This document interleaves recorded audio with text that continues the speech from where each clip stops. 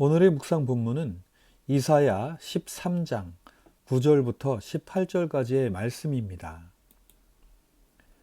주님의 날이 온다. 무자비한 날. 진노와 맹렬한 분노의 날. 땅을 황폐하게 하고 그 땅에서 죄인들을 멸절시키는 주님의 날이 온다. 하늘의 별들과 그 성좌들이 빛을 내지 못하며 해가 떠도 어둡고 달 또한 그 빛을 비치지 못할 것이다.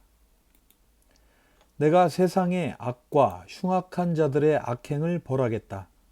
교만한 자들의 오만을 꺾고 포악한 자들의 거만을 낮추어 놓겠다.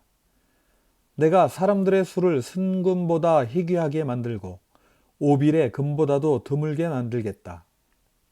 하늘이 진동하고 땅이 흔들리게 하겠다. 만군의 주님께서 진노하시는 날에 그 분노가 맹렬히 불타는 날에 이 일이 이루어질 것이다. 바빌론에 사는 외국 사람들은 마치 쫓기는 노루와 같이 모으는 이 없는 양떼와 같이 각기 제 민족에게로 돌아가고 제 나라로 도망칠 것이다. 그러나 눈에 띄는 자마다 모두 창에 찔리고 잡히는 자마다 모두 칼에 쓰러질 것이다. 그들의 어린아이들은 그들이 보는 데서 메어 쳐져 갈기갈기 찢어지고 그들의 집은 약탈을 당할 것이며 그들의 아내는 강제로 추행을 당할 것이다. 내가 메대 사람들을 불러다가 바빌론을 공격하게 하겠다. 메대 군인들은 은 따위에는 관심도 없고 금 같은 것도 좋아하지 않는다. 그들은 활로 젊은이들을 쏘아 갈기갈기 찢어 죽이며 갓난아기를 가엾게 여기지 않고 아이들을 불쌍히 여기지 않는다. 하나님 아버지, 오늘도 귀한 새날과 함께 말씀을 허락하여 주심을 감사드립니다. 오늘 허락하신 말씀을 나눌 때에 하나님 아버지의 마음을 더욱더 이해하게 하여 주시옵시고 깨달은 말씀 가지고 오늘 하루도 우리 주 예수님과 동행하며 살게 하여 주시옵소서. 성령님의 가르치심을 간절히 바라오며 예수님의 이름으로 기도합니다. 아멘.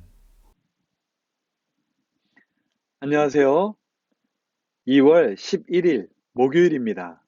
오늘은 이사야 13장과 14장의 내용을 함께 살펴보도록 하겠습니다. 어제까지 우리는 예루살렘과 유다에 대한 하나님의 계시와 하나님께서 이루실 평화의 나라에 대한 이상들을 살펴보았습니다. 오늘부터 볼 13장부터 23장까지는 모두 10개의 나라들에게 주시는 하나님의 경고의 메시지가 기록되어 있습니다. 그런데 여기서 한 가지 질문이 생깁니다. 하나님께서 예루살렘과 유다를 심판하시고 징계하시며 여러 가지 말로 경고를 하시는 것은 당연하다고 생각합니다. 그런데 왜 그 주변 나라들에 대해서도 경고를 하시는 것일까요? 그것은 바로 하나님의 자녀인 이스라엘 백성들에게 교훈을 주시기 위해서라고 할 수 있습니다. 예를 들면 여러분은 여러분의 자녀들을 키우기 위해서 여러분의 자녀들에게만 무엇이라고 이야기를 하거나 여러분의 자녀들만 다루십니까? 아니면 여러분의 자녀들이 다니는 학교, 교회 혹은 친구, 그리고 그 주변의 모든 상황들까지도 살피십니까? 저희의 아이들은 집에서 아무것도 안 보고 안 듣고 그렇게 자라나는 것이 아닙니다. 그들은 세상에 나갈 것입니다. 그리고 그들에게 영향을 주는 것은 바로 그들이 접하고 있는 바로 그 세상인 것입니다. 이와 마찬가지로 하나님은 이스라엘 주변의 국가들에 대해서 말씀하고 계십니다. 하나님의 자녀인 이스라엘 백성들이 자기들만 알지 말고 주변 국가가 어떤지를 알면서 그들이 보다 넓은 시야를 가지고 그들의 생각이 성장하기를 바라고 계시는 것입니다. 그렇기 때문에 하나님은 이스라엘, 유다의 주변 국가들에 대해서 경고의 말씀을 하시고 계시는 것입니다. 그리고 그 말씀을 지금 남유다 백성들에게 주시는 것입니다. 이런 의미에서 본다면 이스라엘 주변 국가들은 이스라엘 백성들의 성장을 위해서 매우 중요하다고 볼 수 있을 것입니다. 오늘은 그 10나라 가운데서도 바빌론에 대한 경고의 예언을 살펴보도록 하겠습니다. 13장 1절에 보면 이렇게 기록되어 있습니다.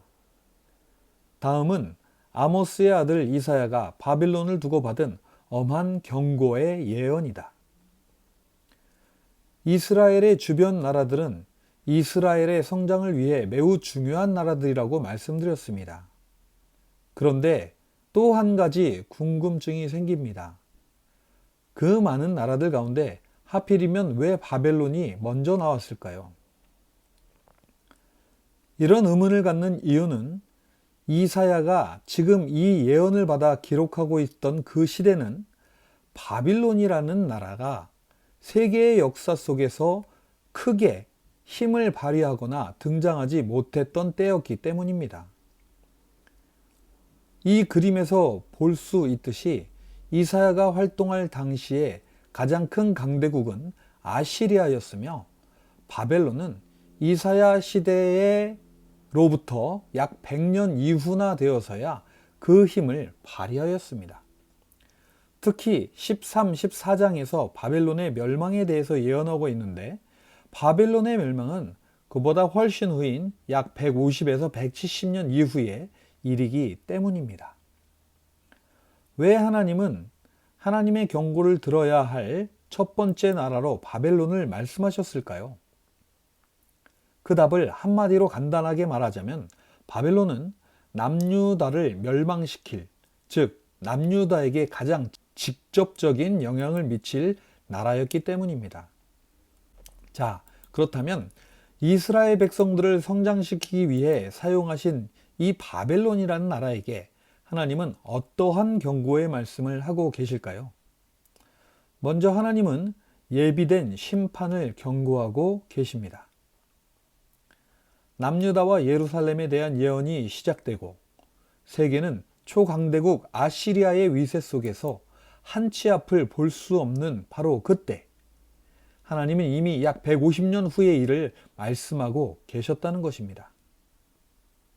3절을 보면 나는 이미 내가 거룩히 구별한 사람들에게 명령을 내렸고 나의 분노를 원수들에게 쏟아놓으려고 사기가 충천한 나의 용사들을 불렀다 라고 기록하고 있습니다. 이것은 곧 하나님께서는 바빌론의 멸망, 즉 바빌론에 대한 심판부터 이미 준비하고 계셨다는 말씀입니다. 왜냐하면 그들이 얼마나 교만한지 하나님은 이미 알고 계셨기 때문입니다. 11절에 보면 내가 세상의 악과 흉악한 자들의 악행을 벌하겠다. 교만한 자들의 오만을 꺾어놓고 포악한 자들의 거만을 낮춰놓겠다 라고 말씀하십니다. 그리고 세 번째로 17절에 보면 하나님께서는 그 교만한 바빌론을 심판할 메대 사람들을 준비하고 계시다 라고 말씀하고 계십니다. 이어지는 14장을 보면 하나님의 은혜로 이스라엘 백성들이 다시 돌아와 바벨론 왕의 몰락을 기뻐하며 부를 노래를 기록하고 있는데요. 여기서 보면 이 바벨론 왕이 얼마나 교만했는지를 잘 보여주고 있습니다. 웬일이냐 너 아침의 아들 새벽별아 내가 하늘에서 떨어지다니 민족들을 짓밟아 맥도 못 추게 하던 내가 통나무처럼 찍혀서 땅바닥에 나 뒹굴다니 내가 평소에 늘 장담하더니 내가 가장 높은 하늘로 올라가겠다. 하나님의 별들보다 더 높은 곳에 나의 보좌를 두고 저 멀리 북쪽 끝에 있는 산 위에 신들이 모여있는 그 산 위에 자리 잡고 앉겠다. 내가 저 구름 위에 올라가서 가장 높으신 분과 같아지겠다 하더니 그렇게 말하던 내가 스올로 땅 밑 구덩이에서도 맨 밑바닥으로 떨어졌구나. 그렇다면 바빌론 왕의 최후는 어떻게 될까요? 18절과 19절에 보면 이렇게 기록하고 있습니다. 다른 나라의 왕들은 모두 화려한 무덤에 누워 있는데 너는 무덤도 없이 오물처럼 버려져 칼에 찔려 죽은 군인들의 시체 더미에 깔려 있다가 지하 세계의 밑바닥으로 내려갈 것이다. 너의 시체를 사람들이 짓밟을 것이다. 참 비참합니다.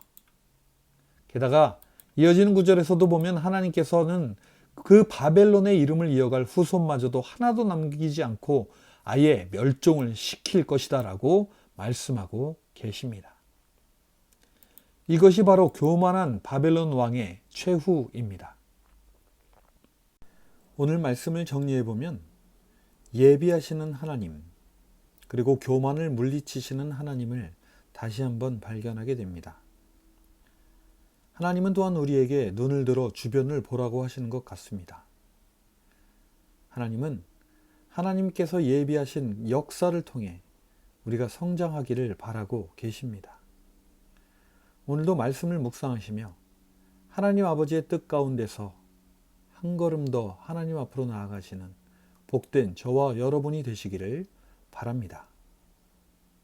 기도하시겠습니다. 하나님 아버지 감사합니다.